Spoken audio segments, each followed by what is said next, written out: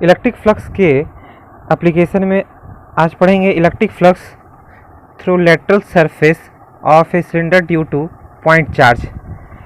तो मान लो कोई सिलेंडर है ये, और इसका लेंथ L गिवन है, और इसकी कहीं भी सेंट्रल लाइन पे एक पॉइंट चार्ज रखा हुआ है। इस पॉइंट पे पॉइंट चार्ज रखा हुआ है क्यों, ठीक है। और कह रहा है कि लेटरल सरफेस जो ये है, ये पूरा सरफेस है, इसके थ्रू इलेक्ट्रिक फ्लक्स क्या होगा ये कह रहा है। तो इलेक्ट्रिक फ्लक्स हम लोग डायरेक्ट यहाँ पे नहीं निकाल सकते, हम लोग एक एलिमेंट कट करना पड़ेगा हम लोग को। तो कुछ इसका दिया हुआ है, लेंथ L है ना, और रेडियस भी इसका दिया हुआ है कि R रेडियस है। और ये जो है एंड, ये एंगल बना रहा है, एक है θ2 एक है θ1, ठीक है, ऐसा दिया हुआ है। और ये सेंटर पे नहीं है, मतलब इधर कुछ अलग डिस्टेंस होगा, इधर कुछ अलग डिस्टेंस होगा, θ1 θ2 इसलिए है।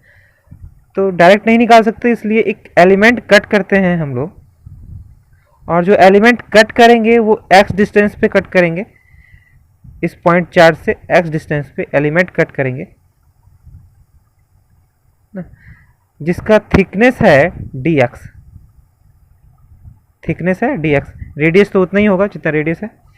और ये एंगल बना रहा है थीटा, ये एंगल जो है थीटा है, और ये जो स्मॉल एंगल है वो डी थीटा है, ठीक है, ये स्मॉल एंगल डी थीटा है। तो अब फ्लक्स निकालने के लिए हम लोग पहले इस सरफेस से देखेंगे, ये जो स्मॉल थिकनेस है इसकी वजह से, या यहाँ से जो इलेक्ट्रिक फ्लक्स पास कर रहा है वो पहले निकालेंगे। तो यहाँ से इलेक्ट्रिक फ्लक्स जो पास कर रहा होगा वो ऐसा हो जाएगा। तो एरिया वेक्टर इसका इधर है ds, और इलेक्ट्रिक फील्ड जो होगा वो इधर होगा E। और इलेक्ट्रिक फील्ड का वैल्यू ये x है, ये r है, ये मान लो स्मॉल r। तो ये स्मॉल r डिस्टेंस पे हम लोग को इलेक्ट्रिक फील्ड निकालना है। तो इलेक्ट्रिक फील्ड हो जाता है k/r²। और ये एंगल अगर थीटा दिया हुआ है तुम्हारा, तो ये भी एंगल थीटा हो जाएगा, तो ये भी थीटा होगा, ठीक है। तो अब जो निकालेंगे इलेक्ट्रिक फ्लक्स, पहले एलिमेंट कार्ड निकालेंगे। तो लिखेंगे इलेक्ट्रिक फ्लक्स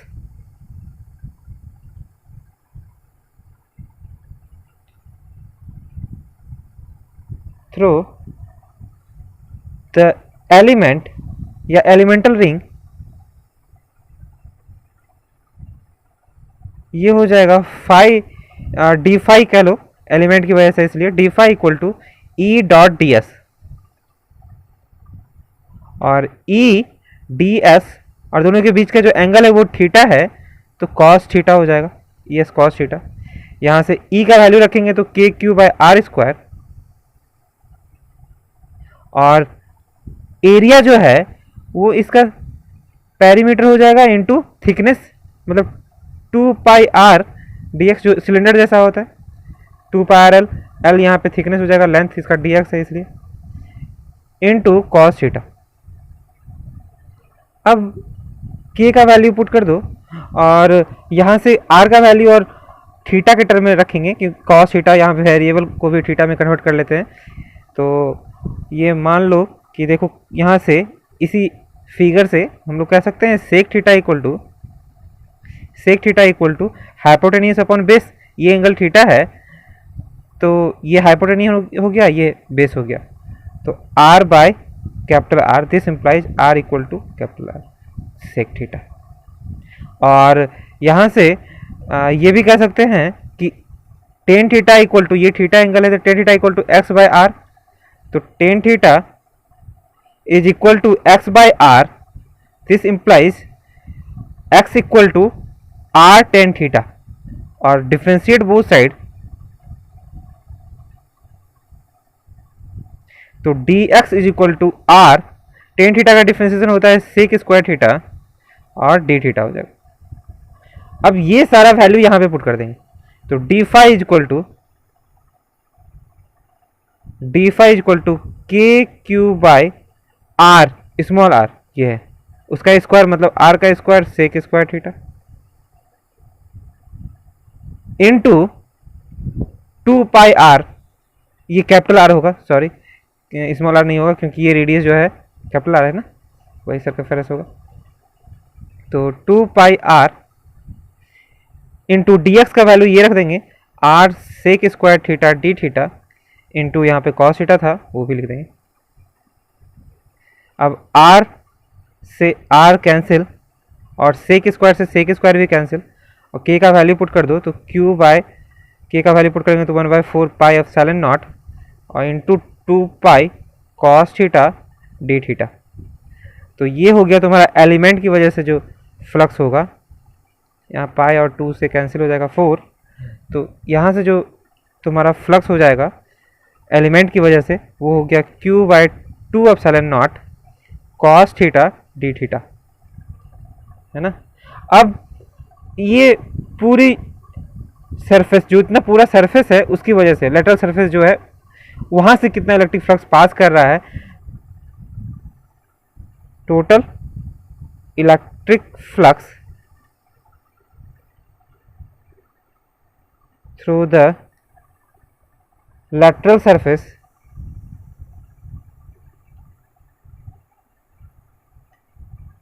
of cylinder,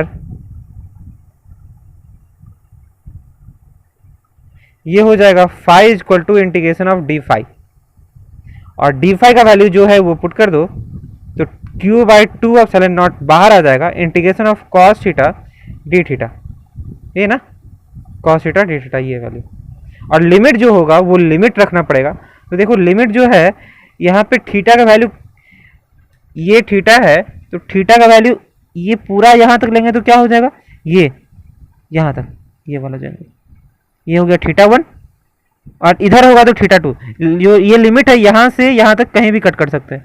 तो इधर अगर थीटा ले रहे हैं तो इधर जाएंगे तो माइनस थीटा, तो माइनस थीटा 2 से प्लस थीटा 1 तक ये कह सकते हैं। तो लिमिट जो हो जाएगा तुम्हारा यहाँ पर वो हो जाएगा माइनस थीटा 2 से थीटा 1 तक, और अब इसका वैल्यू रख दो तो देखो क्या हो जाएगा, जो भी वैल्यू है यहाँ पे रख देंगे हम लोग। तो ये हो गया तुम्हारा phi equal to Q by 2 epsilon naught, और कॉस थीटा का इंटीग्रेशन होता है साइन थीटा, और लिमिट हो गया माइनस थीटा 2 से थीटा 1 तक। तो फाई का वैल्यू जो होगा वो हो जाएगा q by 2 epsilon not sine theta 1 minus sine minus theta 1, और साइन माइनस थीटा होता है sine theta, sine minus theta minus sine theta होता है। तो phi equal to Q by 2 epsilon not sine theta 1, ये माइनस और एक और माइनस हो जाएगा प्लस साइन थीटा 2, सॉरी ये 2 है, ये वैल्यू हो गया तुम्हारा, ये हो गया तुम्हारा फ्लक्स। अब स्पेशल केस में क्या होगा, केस 1 में देख लो कि जब थीटा 1 इक्वल टू थीटा 2 हो जाएगा, थीटा 1 और थीटा 2 बराबर हो जाएगा थीटा के, तो अगर थीटा 1 थीटा 2 बराबर हो गया इसका मतलब देखो यहाँ पे कह सकते हैं कि ये सेंटर पे आ गया, इधर भी एंगल और इधर का एंगल बराबर है, तो ये सेंटर पे है, दोनों साइड L/2 इधर है L/2 इधर है ना। तो यहाँ से हम लोग कह सकते हैं कि theta 1 theta 2 equal to theta, तो फाई का वैल्यू यहाँ पे रख देंगे, phi equal to Q by 2 epsilon not sine theta plus sine theta, ये हो गया phi equal to Q by 2 epsilon not into 2 sine theta, 2 cancel, तो phi equal to Q by epsilon not into sine theta, ये हो गया, है ना। कह सकते हैं यहाँ पे अगर डायग्राम बनाएंगे तो ऐसा बनाएंगे, ठीक है, और एकदम सेंटर पे रहेगा, इधर भी एंगल थीटा इधर भी एंगल थीटा, ये सेंटर पे है, ठीक है ऐसा। केस 2 देखो, theta 1 equal to theta 2 equal to 90 degree, मतलब इनफाइनाइट लेंथ हो जाएगा, L इक्वल टू इन्फिनिटी, मतलब डायग्राम जो ऐसा बनेगा, देखो जो ये है ये पूरा इन्फिनिटी तक है सिलेंडर, और ये भी तुम्हारा इधर इन्फिनिटी तक है, और ठीक बीच में है ये एंगल जो बनाएगा वो एकदम 90 के आसपास बनाएगा, इन्फिनिटी पे जाकर मिलेगा ये। तो ये एंगल 90, ये भी एंगल 90 लगभग बराबर रहेगा। ठीक है, तो यहाँ पे फाई का वैल्यू हो जाएगा q/2 epsilon not sine 90 plus sine 90, है ना, equal to q/2 epsilon not sine 90 sine 90 1 + 1 2 हो जाएगा। तो phi equal to q/2 epsilon not into 2 equal to, यहाँ से कह सकते हैं, सॉरी, फाई इक्वल टू q/एप्सिलॉन नॉट अगर इन्फिनिटी होता है तो। और नेक्स्ट केस 3 में कह सकते हैं कि एक एंगल तो तुम्हारा θ1 90 है और θ2 जो है वो 0 है ना। यहाँ पे कह सकते हैं इनफाइनाइट लेंथ ऑफ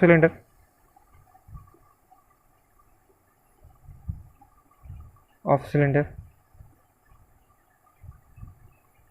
सिलेंडर का लेंथ इनफाइनाइट है, और इस केस में कहेंगे सिलेंडर का लेंथ जो है वो सेमी इनफाइनाइट है, semi infinite length of cylinder. ठीक है, तो यहाँ पे सेमी इनफाइनाइट हो गया, और फाई का वैल्यू जब लेंगे तो q/2 epsilon not sine 90 plus sine 0 equal to q/2 epsilon naught 1 + 0। तो फाई का वैल्यू हो गया q/2 एप्सिलॉन नॉट, ये वैल्यू। ठीक है, चलो नेक्स्ट है तुम्हारा कि जो ये इलेक्ट्रिक फ्लक्स जो है पॉइंट चार्ज के कारण कितना होता है और पॉइंट चार्ज कितना प्रोड्यूस करता है। ये कह सकते हैं कि electric flux produces bye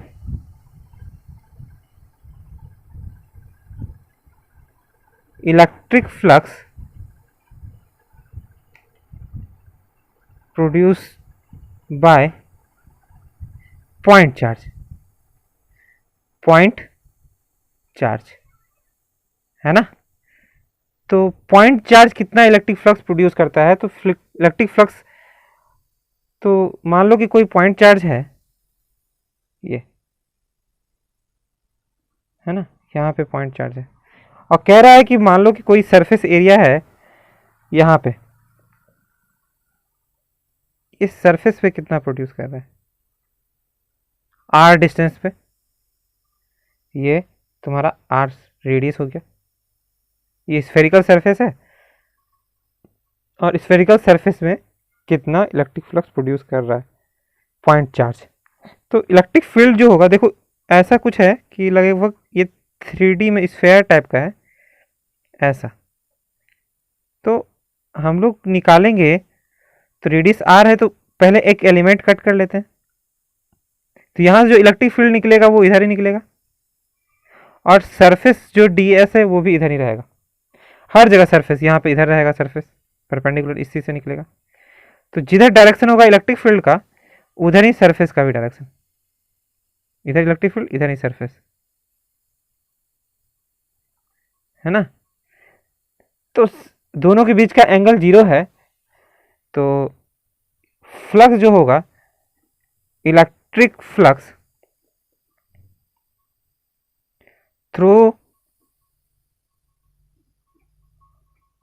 ds surface area, ये हो जाएगा d phi equal to E.ds, मतलब E.ds cos थीटा, और थीटा इक्वल टू 0 है, एकदम परफेक्ट 0 ही है क्योंकि यहाँ पे दोनों का एंगल सेम ही है, दोनों सेम ही डायरेक्शन में है इसलिए। तो d phi equal to E.ds cos 0, तो ये वैल्यू होगा E और ds, ये हो गया d फाई का वैल्यू। अब टोटल इलेक्ट्रिक फ्लक्स अगर निकालना है तो यहाँ पे हो जाएगा total electric flux through the spherical surface due to point charge।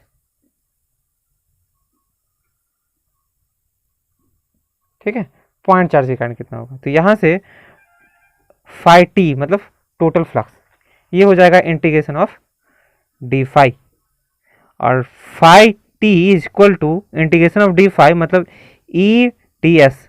और इलेक्ट्रिक फील्ड कितना होता है ये हम लोग को पता है। देखो इलेक्ट्रिक फील्ड जो होगा यहाँ पे, यहाँ जो इलेक्ट्रिक फील्ड निकलेगा हर जगह, ई इक्वल टू होगा के क्यू बाई आर स्क्वायर। ये हम लोग को पता है, आर डिस्टेंस पे जो पॉइंट चार्ज के कारण इलेक्ट्रिक फील्ड होगा वही हो जाएगा तुम्हारा। तो इलेक्ट्रिक फील्ड का वैल्यू पुट कर देंगे के क्यू बाई आर स्क्वायर, जो पूरा कांस्टेंट ही टर्म है, और डी एस मतलब के क्यू बाई आर स्क्वायर और इंटीग्रेशन ऑफ डी एस। तो इंटीग्रेशन ऑफ डी एस मतलब ये पॉइंट चार्ज है D S, sorry point element है, ये एलिमेंटल एरिया है डी एस। अब इसको पूरा इंटीग्रेट कर देंगे तो इंटीग्रेशन पूरे स्फेयर का हो जाएगा, तो पूरे स्फेयर का जो एरिया होगा वही हो जाएगा उसका इंटीग्रेशन। तो k Q by r square into 4 pi r square, ये हो गया तुम्हारा एरिया ऑफ द सरफेस, है ना। अब यहाँ से आर स्क्वायर कैंसिल और के का वैल्यू पुट कर दो, तो 1/4 पाई एप्सिलॉन नॉट क्यू, ये क्यू इंटू 4 पाई, और 4 पाई से 4 पाई भी कैंसिल, तो फ्लक्स जो निकल गया वो हो गया क्यू बाय एप्सिलॉन नॉट। ठीक है, ये हो गया। देखो सेम ही चीज उसमें भी आया था अभी, जब इनफाइनाइट लेंथ का था। इनफाइनाइट लेंथ का था मतलब कि जो भी यहाँ पे पॉइंट चार्ज है वो इस डायरेक्शन में बहुत लंबा है बहुत, तो इसीलिए यहाँ पे क्यू बाय एप्सिलॉन नॉट ही आया था, लगभग ऑलमोस्ट सारा कवर था। ऐसा हो गया तुम्हारा। तो पॉइंट चार्ज के कारण यहाँ भी क्या आया कि ये स्फेरिकल पूरा कवर है, पॉइंट चार्ज उसके अंदर में है, पॉइंट चार्ज पूरे स्फेरिकल सरफेस के अंदर है। तो सिमिलरली यहाँ पे भी उतना ही आया है वैल्यू सेम। तो आगे जब गॉस लॉ पढ़ेंगे तो हम लोग देखेंगे कि सेम क्यों आ रहा है और कैसा आ रहा है, गॉस लॉ क्या है। नेक्स्ट टॉपिक में हम लोग गॉस लॉ ही पढ़ेंगे, उसमें हम लोग समझ लेंगे ये सब चीज़। ठीक है, तो रहने देते हैं आज के लिए इतनी।